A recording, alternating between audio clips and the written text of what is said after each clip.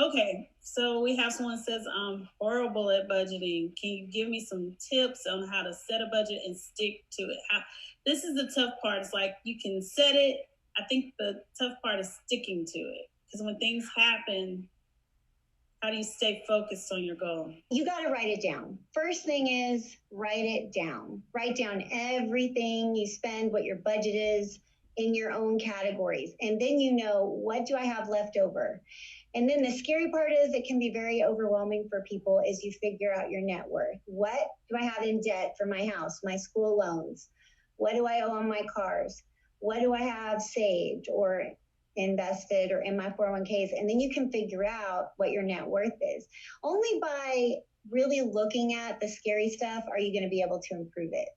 And it can be a bit overwhelming, but you're going to be able to have clarity. You write it down. And if you want something big, I usually write that down and look at it a week or two later. And I'm like, oh, yeah, I still really want that. So that I know it's not an impulse buy.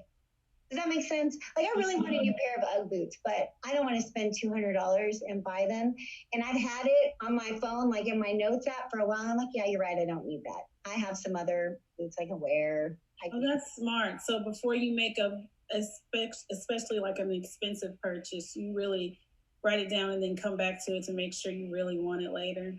Oh, yes, good. And I'm not a conspiracy theorist, but I do believe we are so kind of misled by marketing. You don't even know what you truly want. Commercials, ads, Instagram followers, your friends you see online, they have all this stuff.